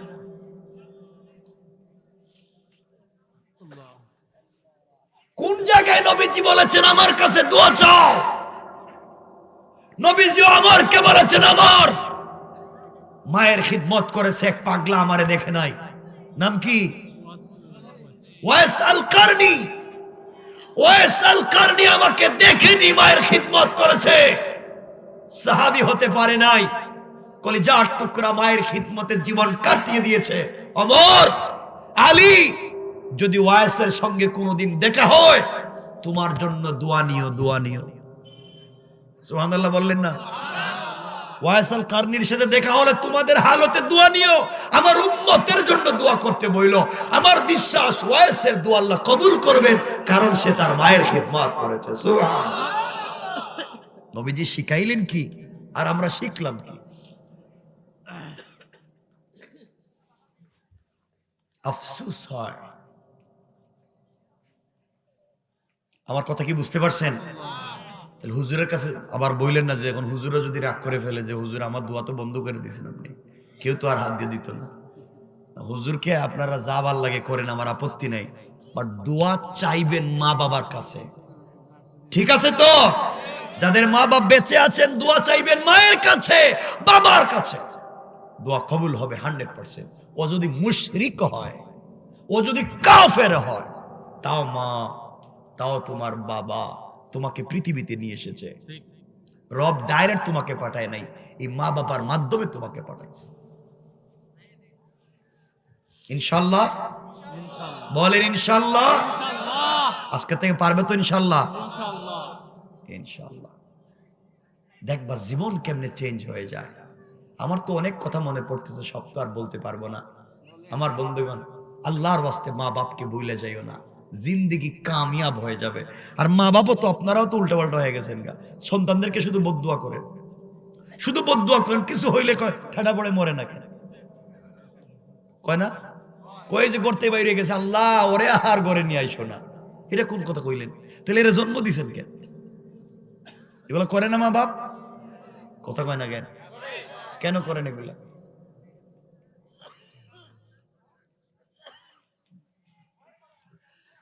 এই জন্য আমার মুসলমান বন্ধুগণ, কথাগুলো দিল দিয়ে শুনেন কি বলতে চাই। নবীজি সাল্লাল্লাহু আলাইহি ওয়াসাল্লাম হাদিসে 4 গুণ বললেন, আল্লাহ কোরআনে 4 গুণ বললেন। 1 নাম্বার কথাগুলো আজকে দিল দিয়ে শুনেন, 8টা কথা। 1 নাম্বার অহংকার করা যাবে, সবাই বলেন যাবে। 2 নাম্বার গালি দেওয়া যাবে। 3 নাম্বার রুকু সিজদা কার পায়ে।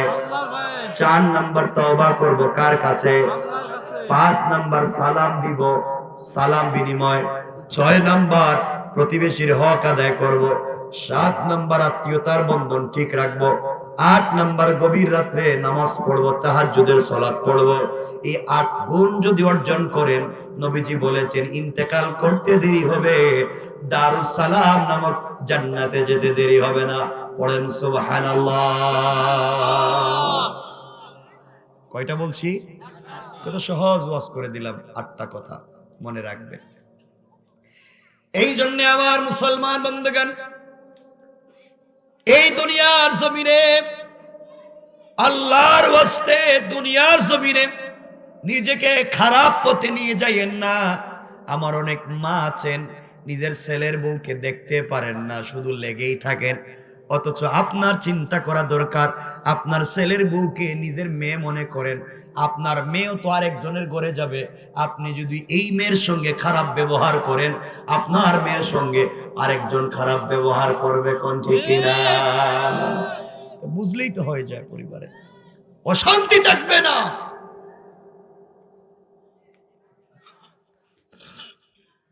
এই জন্য আল্লাহর ওয়াস্তে কথাগুলা বুঝেন কি বলতে চাই।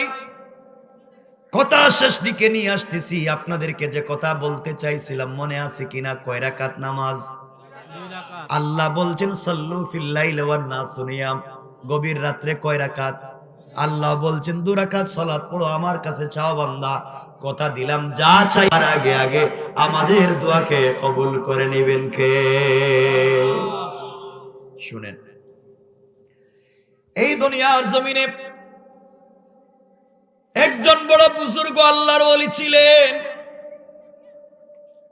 যিনি কোনো পয়গম্বর ছিলেন না, যিনি কোনো নবী রাসূল ছিলেন না, কিন্তু আল্লাহ তাআলা তার কথাগুলাকে তো পছন্দ করেছেন, এত ভালোবেসেছেন।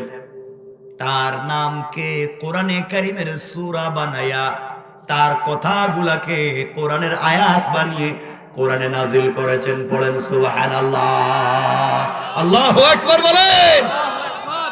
তার নাম হাকিম লোকমান। কি বলতে চাই শুনেন। এই হাকিম লোকমান কালো মানুষ ছিলেন, খুব কালো মানুষ ছিলেন। আল্লাহ তাকে সম্মানিত করেছে। হাকিম লোকমান একবার সন্তানদেরকে কাছে নিয়ে ওসিয়ত করতেছেন, নসিহত করতেছেন। কথাগুলা শুনেন, অনেকগুলা কথা সন্তানদেরকে বললেন। এক সন্তান দাঁড়িয়ে গিয়েছে, এক ছেলে দাঁড়িয়ে বলছে, আব্বাজান, আল্লাহ আপনাকে দুনিয়ার জমিনে এত সম্মান দিয়েছে। ও বাবা, আপনি আমাদেরকে এত পরামর্শ দিয়েছেন, সবগুলা পরামর্শ মানি, কিন্তু আব্বাজান আমার মন চায় আমি যেন ব্যবসা করি। কি করি? কথা বললেন না? আমার মন চায় আমি ব্যবসা করি, আপনি আমাকে টাকা দেন। কথাগুলা দুল দিয়ে শুনবেন কি বুঝাতে চাই। হাকিম লোকমান বলছেন, বাবা তোমাকে দেওয়ার মতো আমার কাছে তো টাকা পয়সা নাই, কেমনে ব্যবসা করবা? কারণ আল্লাহর রাসূল বলেছেন ব্যবসার মধ্যে আল্লাহ রব্বুল ইজ্জত ওয়াল জালাল অর্ধেক রিজিক মানুষের জন্য রেখে দিয়েছেন। পড়েন সুবহানাল্লাহ। ব্যবসা করো, আমার কথা রাগ করেন না, ব্যবসা কথা বলছেন। নবীজিকে আল্লাহ কোরআনে কারীমের 30 নম্বর পারা সূরা ইনশিরাহের শেষ দিকে বলছেন, ফাইদা ফারাগতা ফানসাব, আপনি যখন ফ্রি হবেন, ফানসাব কাজ করেন, কসব করেন, কামাই করেন। নবীজিরে কি বলছেন আল্লাহ? কথা বলেন না কেন? কাজ করেন, ফানসাব কাজ করেন। আল্লাহ রাসূলকে বলছেন কাজ করেন, আর আমরা শুধু মানুষের হাতের দিকে তাকায় থাকি। ফজরের নামাজের পর আল্লাহ বলছেন ফজর শেষ, বের হয়ে যাও, হালাল রিজিকের জন্য জমিনে বের হয়ে যাও। আমি হালাল রিজিক জমিনে রেখে দিয়েছি, তোমরা হালাল রিজিকের জন্য বের হয়ে যাও। আর আমরা হুজুররা ফজরের পরে বাইরে হয়ে যাই, কার বাড়িতে খতম আছে? লজ্জা করে না?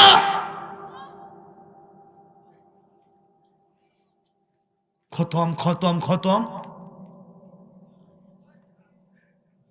ইমামতি এটা পেশা নয়, ইমামতি এটা কাজ নয়। হুজুর ইমামতি করেন, আর হুজুর যদি ব্যবসা করে ইমামতি করে তা চাকরিও তো থাকে না।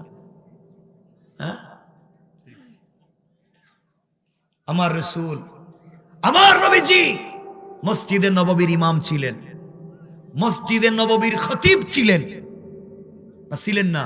ছিলেন। মসজিদে নববীর মুতাওয়াল্লি ছিলেন।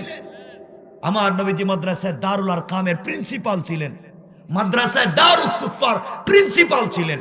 মসজিদের ইমাম, মসজিদের খতিব, মাদ্রাসারও প্রিন্সিপাল, মসজিদের মুতাওয়াল্লি, মদিনার বাজারের ব্যবসায়ী সমিতির সভাপতি ছিলেন। সুবহানাল্লাহ। না আর আসতে কোন সুবহানাল্লাহ। নবীজি নিজে ব্যবসা করেছেন, তিনি নিজে করেন নাই, নিজের স্ত্রী আমাদের কলিজার টুকরা মা খাদিজাতুল কুবরা বিশ্বের সবথেকে নারীদের মধ্যে বড় ব্যবসায়ী ছিলেন। ঠিক। এটা শুনেন নাই? শুনছেনই তো শুধু। নবীজির বউ ব্যবসা করছে, নবীজি নিজে ব্যবসা করছেন, আর আপনি ব্যবসার কথা কইলে চাকরি জায়গা হুজুরের। এটা কেন? কষ্ট পাইতেছেন আমার কথায়? নবীজি এতগুলা করবার পরেও ব্যবসা করেছেন, নবীজি এতগুলা করবার পরেও এত কাজ করেছেন, তাহলে আমরাও ইমামতি মসজিদের পাশাপাশি আমরাও সকল উলামায়ে কেরামদেরকে বলছি, আপনারাও হালাল রিজিক তালাশ করেন, ব্যবসা বাণিজ্য করেন, বাচ্চাদেরকে পরমুখাপেক্ষী রাইখা যাইয়েন না। কথা কি কষ্ট পাইতেছেন আপনারা? আল্লাহর ওয়াস্তে বলছি, লাগান মসজিদের, এই যে এটা মসজিদ না, এটা এখানে মসজিদ দেখলাম, এই তো মসজিদ। আশেপাশে অনেক জায়গা দেখলাম খালি, আমাকে তো এগুলো বলার সময় নাই। খালি জায়গায় পেঁপের বাগান লাগাইয়া দেন, একটা পেঁপে গাছ থেকে বছরে 6 থেকে 7 মণ পেঁপে ধরবে, 6 থেকে 7 মণ। 1000 পেঁপে গাছ লাগাইয়া দেখেন, 10-20 লাখ টাকা বাইরে হয়ে যাইব। পুকুরে মাছ চাষ করেন, 2টা গাভী লালন পালন করেন। ইমামতির পরে আপনি একটা সিএনজি চালান, দেখবেন ঢাকা শহরে যদি কেউ এশার পর থেকে ফজর পর্যন্ত সিএনজি চালায় 2-3 হাজার টাকা রোজি করতে পারবে না? পারবে না? ইমামতি করে টাকা নেওয়া লাগবে না, উল্টা দেওয়া যাবে।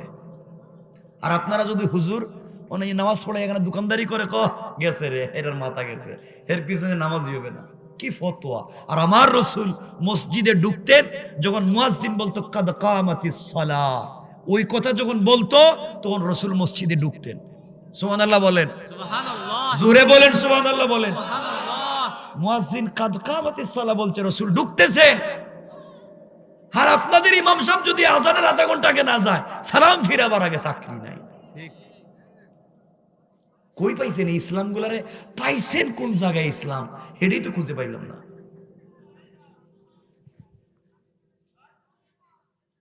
বন্ধ করেন। বহুত মুসল্লি আছে ইমামের বদনাম করে। আপনারা বলেন তো, কোনদিন কি আপনাদের এলাকার কোন ইমাম সাহেব নামাজে দোয়া করছে, আল্লাহ আমার মুসল্লির কপালে ঠাডা ফালাও?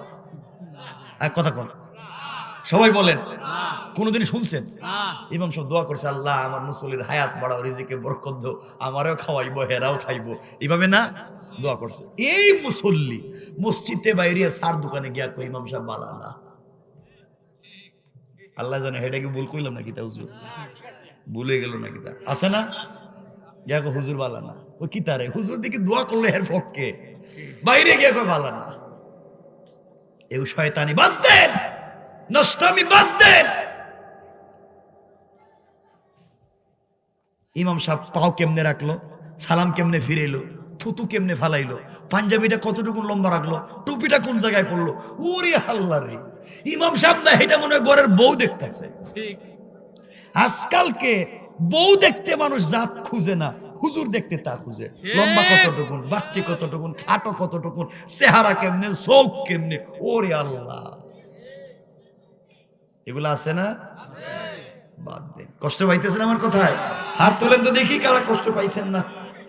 কষ্ট পাইছেন না কইছে, আপনার কষ্ট পাইছেন? হাত তুলেন দেখি, সবাই হাত তুলেন, সবাই হাত তুলেন, সবাই হাত তুলেন। আওয়াজ করে বলেন লিল্লাহি তাকবীর, জোরে বলেন নারে তাকবীর, আল্লাহু আকবার, সবাই বলেন নারে তাকবীর। আল্লাহু আকবার। মাশাআল্লাহ। কি এটা কি প্রশ্ন?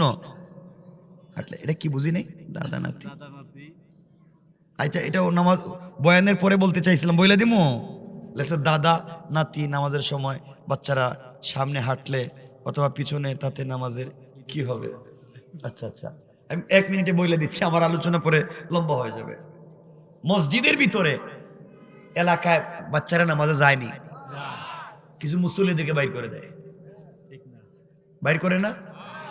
এই বাচ্চা যাও, চিল্লাচিল্লি করো, তোর বাপরে জীবনে মসজিদে নামাজে আসতে দেখলাম না, তোর দাদারে জীবনে দেখলাম না, তুই কেমন নামাজে বাইর কত কয় না কেন বাইর করে দেয় না?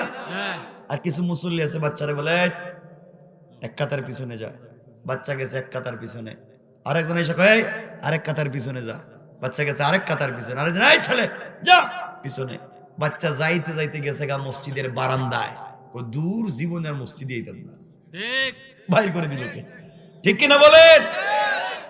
এখন আপনারা আমাকে বলেন, এই প্রশ্নের জবাবের ভিতরে নিয়ে আসতেছি, বলেন বাচ্চাকে মসজিদ থেকে বাইর করে দেন কেন?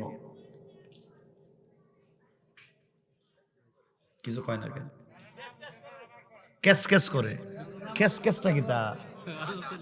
হাসা হাসি করে, আর কি তা? আর সমস্যা কি? দুষ্টামি করে, মারামারি করে, সামনে দিয়ে হাঁটাহাঁটি করে, এই যে প্রশ্ন করছে, আর কি তা? হাসাহাসি করে, হাঁটাহাঁটি করে, মারামারি করে, কেস কেস করে, আর কিছু করে? আচ্ছা এটাই সব করে মানলাম, কিন্তু বাইর করে দিতে কইছে কেডা? এটা কোন?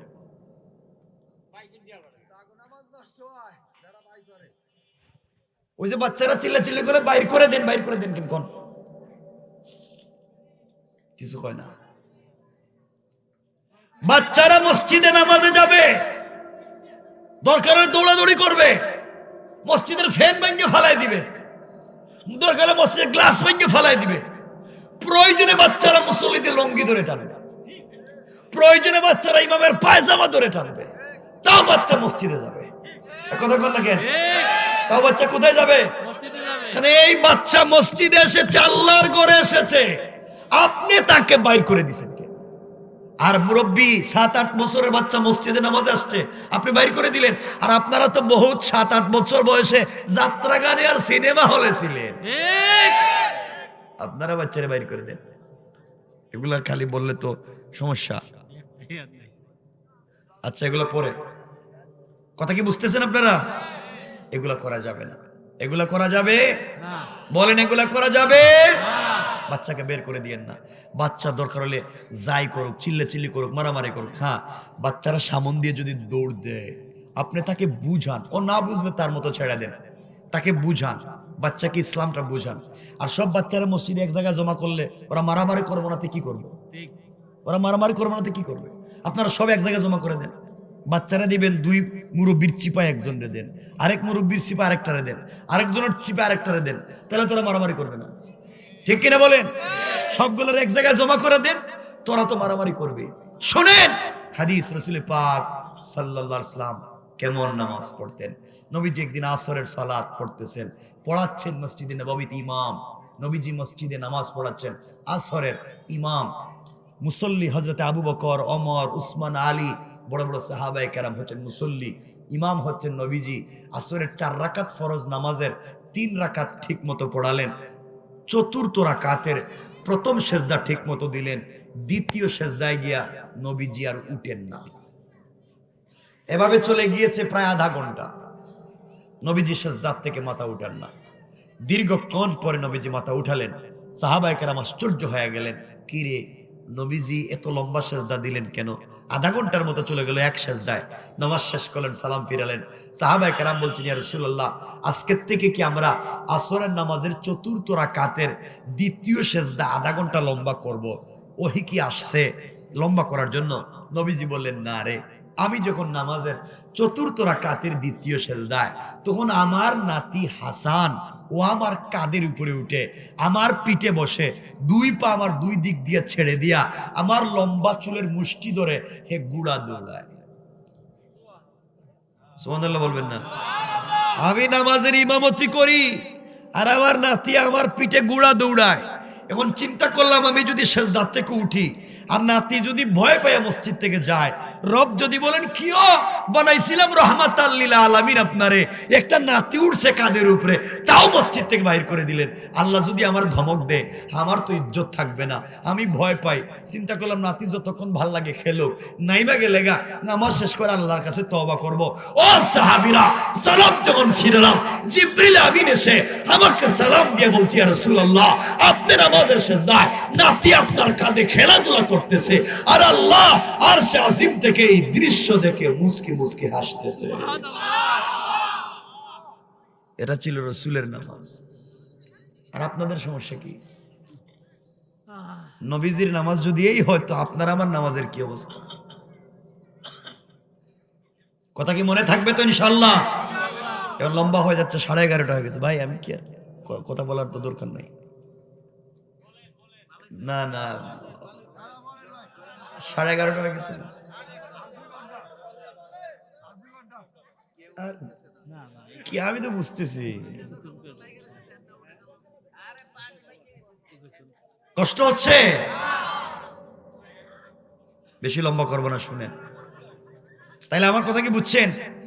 নবীজি নামাজ পড়তেছেন, কাঁধে নবীজি নামাজ, যাকে দিয়ে নামাজ তৈরি করলেন আল্লাহ, তিনি ইমামতি করতেছেন, তার কান্দে আরেকজন, তাও নবীজির নামাজ ভাঙ্গে নাই। আর আপনি কেমন মুসল্লি, বাচ্চা চিল্লানি মারলে নামাজ ভেঙে জায়গা। বাচ্চাদেরকে মসজিদে নিয়ে যাবেন ইনশাআল্লাহ, বলেন ইনশাআল্লাহ। পুরা গ্রামের সব বাচ্চারা মসজিদে নিয়ে যাবেন। বাচ্চারা তো সিনেমা হলে যায় না, মসজিদে যায়। আর আমার লজ্জা হয় কথা বললে, আপনারা হয়তো রাগ করবেন, আপনারা বউ নিয়া, মেয়ে নিয়া, কত মহিলারা নিয়ে মার্কেটে ঘুরেন, গুনাহ হয় না? মহিলা নিয়ে মার্কেটে আড্ডা দিতে পারেন, সব জায়গায় যাইতে পারেন বউ নিয়া, শুধু মসজিদে আসলে সমস্যা, শুধু মসজিদে মহিলা আসলে সমস্যা। এই ফতোয়া আপনারা পাইছেন। দুনিয়ার সব জায়গায় মহিলারা যাইতে পারে না? যায় না? গুনার কাজে না সোয়াবের কাজে? মসজিদে এলে কি গুনইব? আল্লাহ জানে ইসলামরে কি বানাইছেন, আর আল্লাহ জানে। আল্লাহ তুমি হেফাজত করো আমাদেরকে, দিন শিখাও, দিন বুঝাও, ফিতনা মুক্ত সমাজ রাখো। পড়েন আমিন। আমার মুসলমান বন্ধুগণ, কবির মনোযোগ, যে কথা বলতে চাই মনোযোগ দিয়ে শুনেন। হাকিম লুকমান সন্তানকে বলছেন, বাবা তোমাকে দেওয়ার মতো টাকা আমার কাছে নাই। মনোযোগ দিয়ে কথাগুলো শুনেন। সন্তান বলছে, আব্বা জান, আপনি টাকা দিলে আমি বিজনেস করতে পারতাম। হাকিম লুকমান বলছেন, বাবারে আমিও তো তোমাকে টাকা দিতে চাই, কিন্তু আমার কাছে টাকা নাই। হঠাৎ করে হাকিম লুকমান বলছেন, বাবা আমার এক বন্ধু আছে, এখান থেকে 100 মাইল দূরে বাড়ি, সাগরের পারে চরের মধ্যে 2 তলা কাঠের বাড়ি বানাইয়া 2 তলায় থাকে। তার কাছে আমি 4000 টাকা পাই, 4000 দিনার দিরহাম টাকা পাই। তার কাছ থেকে যদি টাকাগুলা নিয়ে আসতে পারো, তুমি বিজনেস করতে পারবে। কিন্তু বাবারে আমার মন বলছে, তুমি যদি টাকা আনার জন্য বাইর হও ঘর থেকে বের হয়ে গেলে মরে যেতে পারো, তুমি বাঁচবে না, এই জন্য তোমাকে টাকা আনতে দিতে পারি না। সন্তান বলছে, আব্বা জান আপনি বলেন না কেন, টাকা আনতে গেলে কেন মরে যাব, কি বিপদ হতে পারে আপনি বলেন। হাকিম লোকমান বলছেন, বাবারে তোমাকে যদি টাকা আনবার জন্য আমি বলি, তুমি ঘর থেকে বের হতে পারো, কিন্তু সমূহ বিপদের সম্ভাবনা আছে, আর ঘরে ফিরে নাও আসতে পারো। আব্বা জান বলেন না কি সমস্যা? বাবারে ঘর থেকে বের হয়ে গেলে উত্তপ্ত মরুভূমি পাইবা, ওই মরুভূমিতে গেলে তোমার জিহ্বা শুকিয়ে যাবে, কলিজা শুকিয়ে যাবে, পানির প্রয়োজন পড়বে, পানি তুমি খুঁজে পাবে না। বোতলের ভিতরে পানি নিয়ে যাইবা, ওই পানি পান করবার জন্য বের করবা, কিন্তু বাবা পানি দেখবা উতরাচ্ছে, গরম উতরাচ্ছে, ধোঁয়া বের হচ্ছে, পানি পান করলে মরে যাবা। বাবারে ওই সময় যদি বেঁচে যাও, সামনে গেলে সাপ তোমাকে কামড় দিয়ে মেরে ফেলতে পারে। বাবা আরো সামনে যদি যাও, একটা মেয়েকে বিয়ে করবার প্রলোভন দিবে, বিয়ে করলে তুমি মরে যাইবা। হাকিম লোকমানের ছেলে বলছে, আব্বা জান কিছুই বুঝলাম না, বুঝাইয়া বলেন। এবার হাকিম লোকমান বলছেন, বাবারে টাকা আনবার জন্য গেলে তুমি মরে যাইতে পারো, কিন্তু বাবা ঘর থেকে বের হওয়ার সময় তুমি যদি 2 রাকাত সালাতুল হাজত পড়ে বের হয়ে যাও, মনে আছে নি নামাজের কথা? আমি তো মূল আলোচ্য বিষয় ভুলে যাব না। তোমরা যদি 2 রাকাত সালাতুল হাজত পড়ে ঘর থেকে বের হয়ে যেতে পারো, আমার মন বলছে আজরাইল ছাড়া কেউ তোমার কোনো ক্ষতি করতে পারবে না। সুবহানাল্লাহ। ও বাবা, তুমি যদি ঘর থেকে 2 রাকাত সালাতুল হাজত পড়ে বের হয়ে যাও, বোতলের মধ্যে পানি নিয়ে বের হবা, রাস্তায় গেলে তোমার পানির প্রয়োজন পড়বে। বাবারে, ঘর থেকে বের হওয়ার পরে দীর্ঘ একটা মরুভূমি পাইবা। দীর্ঘক্ষণ মরুভূমিতে চলবার পরে তোমার পায়ের চামড়া ছুটে গিয়ে রক্ত পড়বে জমিনে। বাবারে, তোমার কলিজা শুকিয়ে যাবে, জিহ্বা শুকিয়ে যাবে, পানি পান করবার জন্য মন চাইবে। হঠাৎ তোমার মনে পড়বে ব্যাগের ভিতরে বোতলে পানি আছে, পানি পান করবার জন্য বের করবা। ও বাবা, ওই সময় দেখবা পানি উতরাচ্ছে, পান করলে মরে যাবা। এমন সময় তুমি মরুভূমিতে তাকায়া দেখবে একটা গাছ নাই, পাতা নাই, লতা নাই, হাজার হাজার কিলোমিটার কিছুই নাই। ওই সময় তুমি মনে করে 2 রাকাত সালাতুল হাজত যদি পড়তে পারো, ডান দিকে সালাম ফিরাইয়া দেখবা নামাজের বরকতে মরুভূমির মধ্যখানে সুন্দর একটা জঙ্গল দেখা যায়। সুবহানাল্লাহ, জোরে বলেন। আব্বা জান, তুমি দৌড়াইয়া জঙ্গলের ভিতরে পৌঁছে যাবা। ওখানে যাওয়ার পরে বিশাল বড় বড় বাঘ, সিংহ, ভাল্লুক তোমাকে খাওয়ার জন্য আসবে, মেরে ফেলবার জন্য আসবে। ওই সময় তুমি মনে করে আবার 2 রাকাত সালাতুল হাজত পড়বা। বাবারে, আবার যদি 2 রাকাত সালাতুল হাজত পড়ো, বাঘ ভাল্লুক তোমাকে মারবার জন্য আসছিল, আর মারবে না। ওরা সারা রাত দাঁড়ায়া দাঁড়ায়া তোমাকে পাহারাদারি করে কাটাইয়া দিবে। বাবারে, তোমার তো পানির প্রয়োজন, পানি ছাড়া মরে যাবে। আবার তুমি 2 রাকাত সালাতুল হাজত পড়বা। পরে তুমি যখন সালাম ফিরাবা, তাকাইয়া দেখবা জঙ্গলের ভিতরে 2টা হঠাৎ করে বড় বড় পাথর দেখা যায়। ওই পাথরের 2টা চিপা থেকে ঝর্ণার মতো ঠান্ডা পানি গড়াইয়া পড়ে যায়। বাবা, তুমি কাছে যাইবা, পানি পান করবা, বোতলের গরম পানি ফালাইয়া ঠান্ডা পানি ভরবা। কিন্তু আব্বা জান, একটা কথা মনে রাখবা বাবা, তুমি যখন এতদিন ক্লান্ত ছিলা, তোমার জিহ্বা কলিজা শুকিয়ে গিয়েছে, ঠান্ডা পানি পান করবা, সাথে সাথে তোমার ক্লান্তি পাবে, নিদ্রা পাবে। মানুষ হঠাৎ করে কাজ করে এসে যদি খাবার খায়, ক্লান্তি আসে না নাই? আছে। বাবা, তোমার ক্লান্তি আসবে, ঘুমের প্রয়োজন হবে, খবরদার জঙ্গলে ঘুমাবা না। ঘুমাইয়া গেলেই তুমি মরে যাবা, আর ঘুম থেকে উঠবা না। আব্বা জান, আমার তো ঘুমের প্রয়োজন হবে। হাকিম লোকমান বলছেন, বাবা জঙ্গল থেকে বের হয়ে যাবা, আবার 2 রাকাত সালাতুল হাজত পড়বা, বাম দিকে সালাম ফিরাবা, ফিরাইয়া দেখবা বিশাল বড় ভূমির মধ্যখানে বট গাছের মতো সুন্দর একটা গাছ দেখা যায়। আল্লাহু আকবার বলেন। আল্লাহু আকবার। বাবা, তুমি এই গাছের গোড়ায় বিশ্রাম নিতে মন চাইবে। খবরদার খবরদার না, গাছের গোড়ায় গেলেই তুমি মরে যাইবা। সন্তান বলছে, আব্বা জান, তাহলে আমি কি করব? হাকিম লোকমান বললেন, বাবা, আবার তুমি 2 রাকাত সালাতুল হাজত পড়বা, সালাম ফিরাবা, সালাম ফিরিয়ে দেখবা বট গাছের গোড়ায় একজন মুরব্বী, মুখে সাদা দাড়ি, পরনে সাদা লেবাস, এমন একজন মুরব্বী বট গাছের গোড়ায় বসে আছে, স্বচ্ছ যদি তুমি দেখতে পাও। আর ওই মুরব্বী যদি তোমাকে ডাক দেয়, হাকিম লোকমানের ছেলে বলে, অর্থাৎ আমাকে চিনে, তুমি যদি মনে করো আমাকে নাম ধরে ডাক দিছে, মনে করবা আমাকে চিনে। ও মুরব্বী যদি তোমাকে ডাক দেয়, আর যদি বলে তার রানের উপরে, তার রানের উপরে মাথা রেখে তোমাকে ঘুমাতে বলে, ঘুমিয়ে যাইও, ক্ষতি হবে না।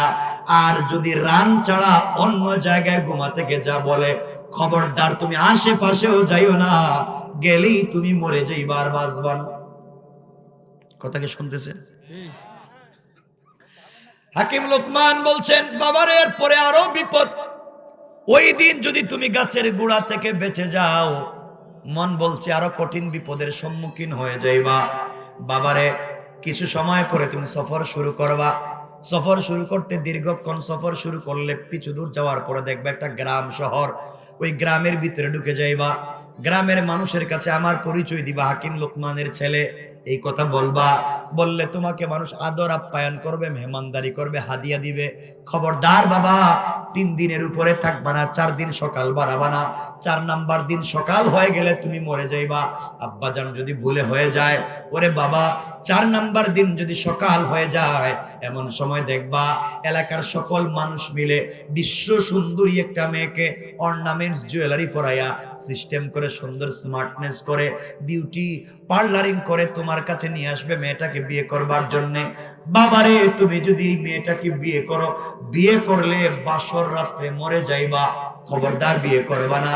4 নাম্বার দিন সকাল থাকবা না। বাবারে, ওই দিন যদি ওই জায়গা থেকে বেঁচে যাও, সামনে গেলে সাগর পাইবা, সাগরের পারে চরের মধ্যে 2 তলা একটা বাড়ি পাইবা। ওই বাড়িতে গেলে আমার বন্ধুকে পাইবা, কিন্তু বন্ধুর কাছে গেলে তোমাকে সরাসরি টাকা দিবে না। বন্ধুর কাছে গেলে সে বলবে তার বাড়িতে 1 রাত্র থাকতে হবে। বাবারে, তার বাড়িতে আজ পর্যন্ত যারা 1 রাত্র থাকছে, সকালবেলা তারা লাশ হয়ে যায়, তারা মরে যায়। এই জন্য আমার মন বলছে, তুমি যদি টাকার জন্য যাও, সে যদি বলে 1 রাত্র থাকো, থাকলে তো তুমি সকালবেলা মরে যাইবা। আব্বাজান বাঁচবার কোন পদ্ধতি আছে কিনা? হাকিম লোকমান বলছেন, বাবারে, ওই সময় যদি তুমি মনে করে 2 রাকাত সালাতুল হাজত পড়ো, আমার মন বলতেছে কেউ তোমার কোনো ক্ষতি করতে পারবে না। সবাই বলেন না সুবহানাল্লাহ, বলেন।